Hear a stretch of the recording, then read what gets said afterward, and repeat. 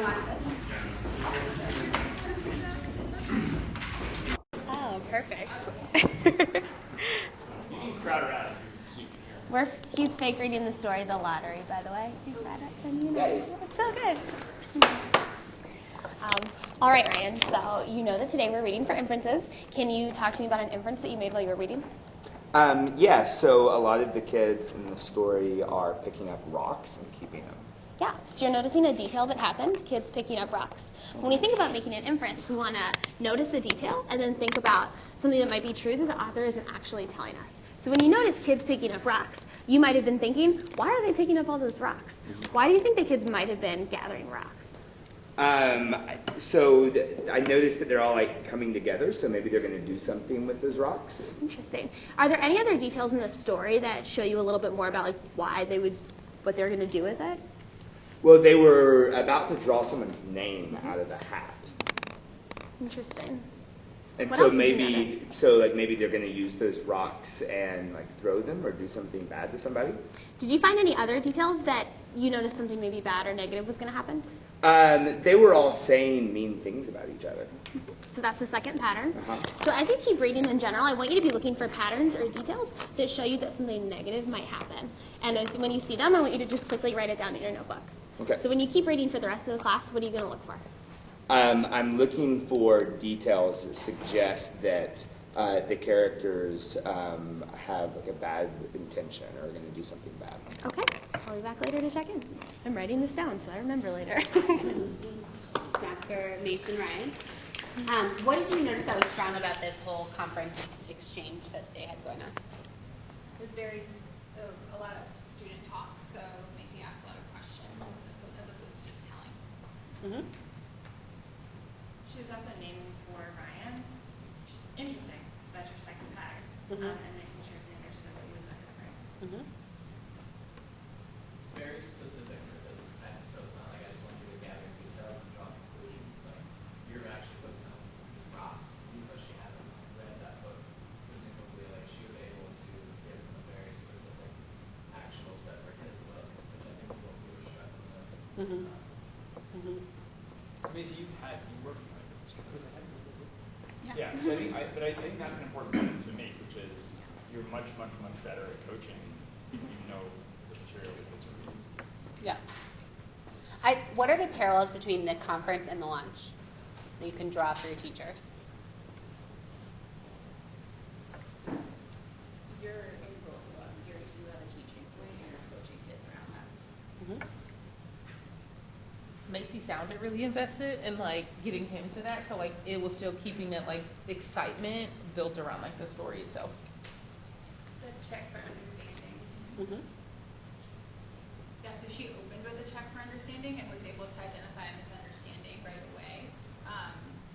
So I think that's a parallel. Like maybe we would close with a check for understanding in a launch. Mm-hmm. She like was able to like say how you were going to accomplish it. So like in your lunch, say like you know you've done this like this, and then when she gave you an action step, it's like a way of saying like you know you accomplished this like this. Mm-hmm. Exactly. Draw those connections like for your teachers, because they're different, but they're not that much different. They should be using the same skills on one-on-ones. All right.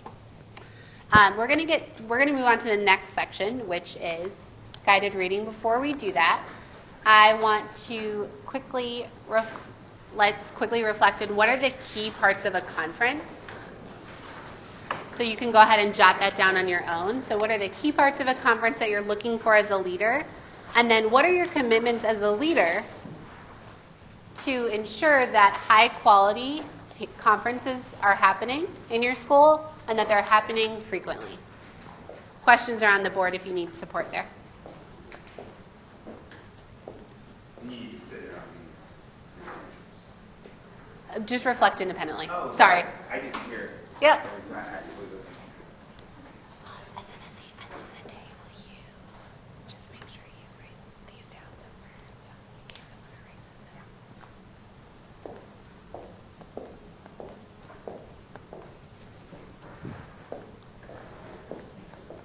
Does that help for the... Yeah, that was really helpful. Is there ever, so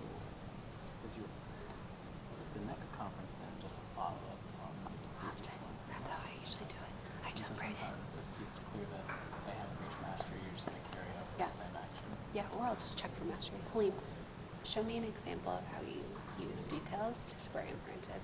Open up. Let's go.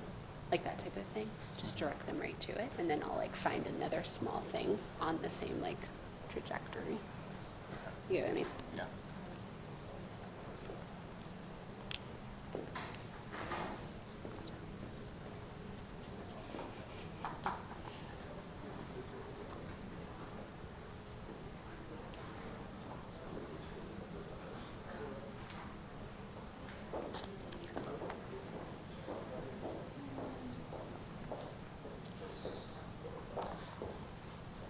Let's come back together.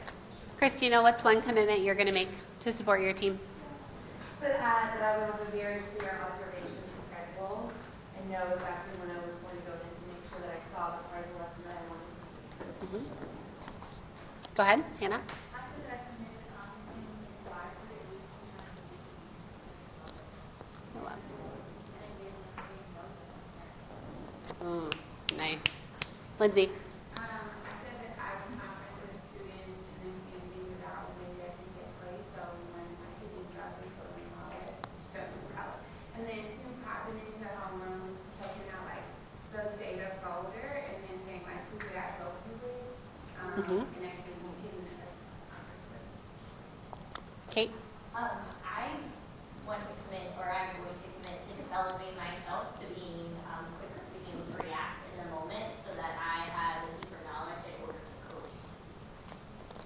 Someone from the high school. Sorry to put you on the spot.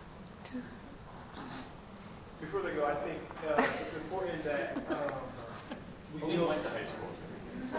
It's important that, no, but seriously though, it is important that we sort of foster this sense where, like I did with you, the teacher, before they actually go to the conference, reach out to the coach and go, hey, I'd love to get some insight on how to do this, rather than like you coming in and going, these conferences actually aren't really working. Yeah, totally. I was just figuring out how to like push like some of the high flyers more at high school. Yeah. Awesome. We're going to move on to the next, and I would say probably the most critical part, or the highest leverage thing we can coach around, which is guided reading during any reading block. And this can happen during intervention and independent reading blocks. So, guided reading.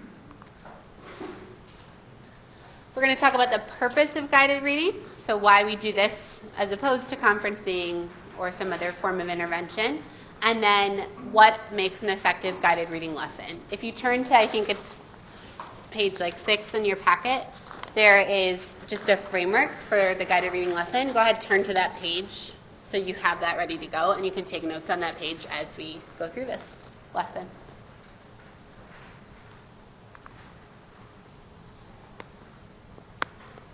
My goal for you at the end of this is for you to understand how to execute a guided reading lesson and what to expect when you walk in and see a guided reading lesson happening, and what to coach for.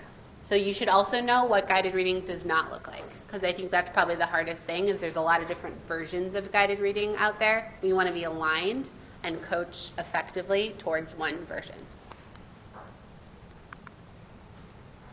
So why guided reading? Guided reading helps strengthen reading comprehension. It allows you to tackle a number of students at the same time who are struggling with the same skill. They're on the same level. And it allows you to push actual reading comprehension skills. Conferences, as you can see, it's really hard to do that quickly without having some sort of shared text. When you're guided reading, you are reading a shared text together, and therefore you're able as a teacher, because you know that text really well, to push kids and know when they're giving you false positives, when they're answering things that aren't 100% correct. It's hard to do that on a conference, right? Because you don't know the text. That's what guided reading's for. It's just like the proven way that we move kids from one level to the next. Elementary schools who do this well, those are the schools that produce kids on grade level, but for middle school. Schools without guided reading intervention often aren't targeting students, and that's how we get kids who are behind. So what does it look like? Teachers pull a group of students with the same instructional reading level. So that's like they're all on level A, or like ABs are together. Each student has a copy of the same book. Teacher briefly introduces the book, sets students up to read with strong comprehension. This is just like a little book preview. Then your students are going to go directly into reading independently. And the teacher is going to strategically coach each kid. So this is kind of like almost like a conference, but it's with the same text. And as you reflected, that's probably going to be easier, right, than coaching text you don't know. So that's one of the other reasons why guided reading is so effective. Then you're going to pull kids back together and you're going to facilitate a wrap-up where you have students discuss the thinking job that they were all focused on. So it's almost like a lesson within a lesson, right? Yeah. Yeah. Is it always a book guide? Could it be an article or could it be something else? It definitely could be. You just have to find the level. All right. So, what it does not include, teachers reading to students. It doesn't include round robin reading or popcorn reading. It doesn't include partner reading. It is independent reading. Why is it important that it's independent reading based on what we talked about way like 3 hours ago?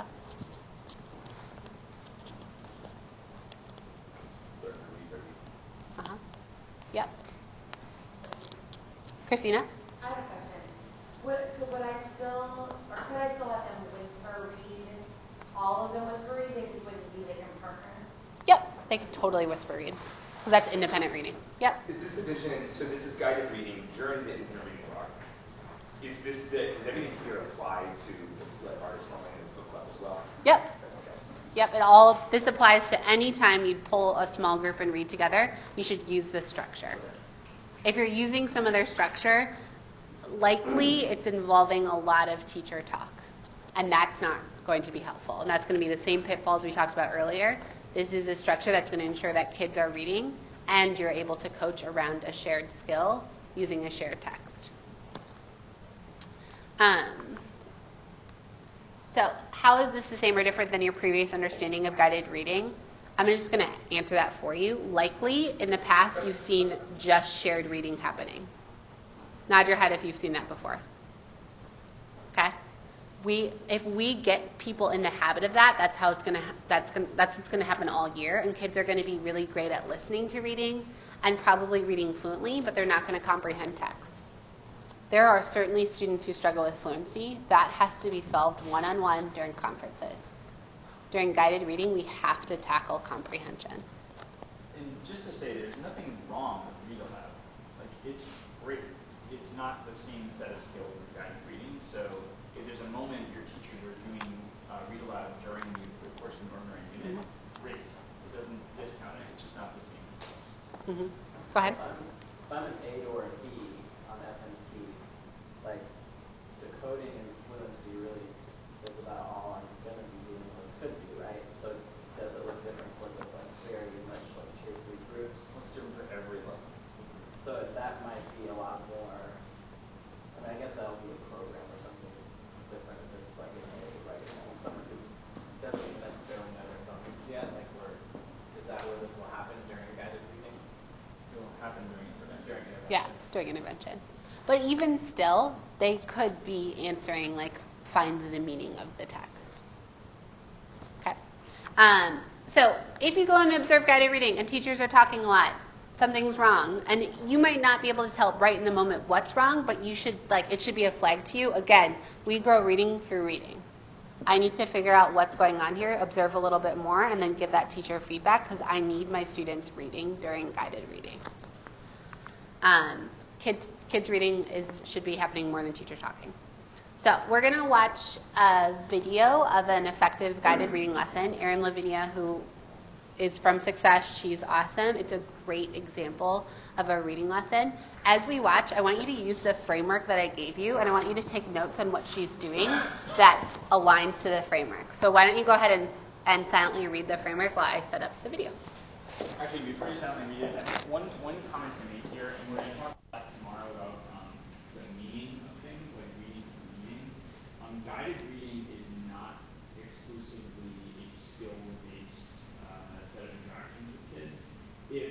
guided reading feels like you're just building a skill and it has nothing to do with the power of the book that you're reading. It's not happening the right way. Guided reading can be for meaning, and here at Republic it is. So when you're looking at a book and you're talking about like how you need to sound out words and decode them, it's because you want to understand what the text is about. And that seems like a small point, but you'll often see in guided reading done poorly that it's really just about a bunch of discrete skills and it's not actually building a level of reading. And in fact, I think that's kind of how we get into that boat of like kids don't like reading because they're like, this stuff is really, like they don't see the bigger picture, right? Okay, so as you're watching this, you're taking notes on the components of a guided reading lesson on your sheet. Yes,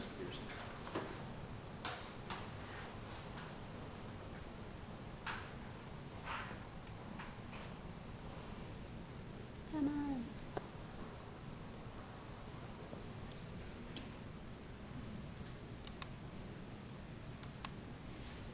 Well, we can just act it out. I'll be the kids. Try to refresh it.